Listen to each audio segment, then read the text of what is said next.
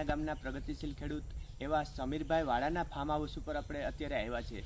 તો એમને જે રિઝલ્ટ મળ્યું છે નારિયેળીના બગીચામાં, તો આપણે વધારે માહિતી એમની પાસેથી જ લઈએ. સમીરભાઈ જય મુરલીધર.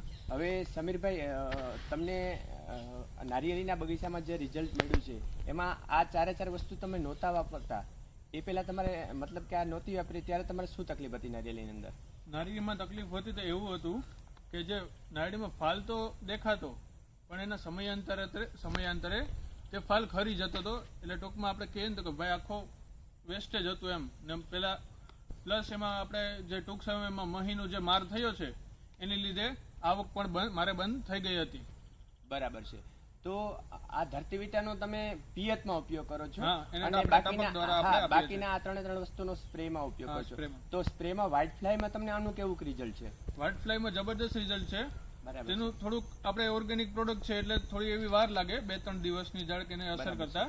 પ્લસ એનું રિઝલ્ટ આપણે કહી શકીએ કે નહીં, કોઈ બી ખેડૂત એને વાપરે બરાબર તો 100% એને રિઝલ્ટ મળે, પણ તેને નિયમિત રીતે વાપરો તો.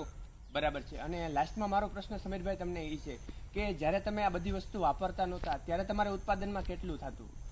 મારે અંદાજે જોઈએ ને તો 2000 જેવું આ બગીચામાંથી નીકળતું હતું. બરાબર છે. અને આ વસ્તુ તમે રેગ્યુલર છેલ્લા 8 મહિનાથી કન્ટિન્યુઅસ કરો છો, તો અત્યારની પરિસ્થિતિ શું છે?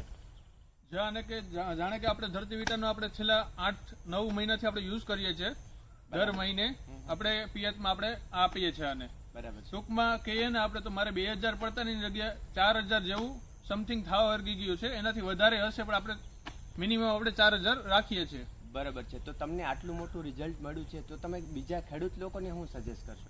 આપણે સજેશનમાં તો એવું જ કહીએ, પહેલા યુઝ કરો, તમને મજા જ આવશે, એની ગેરંટી આપણે 100% તમને રિઝલ્ટ મળશે.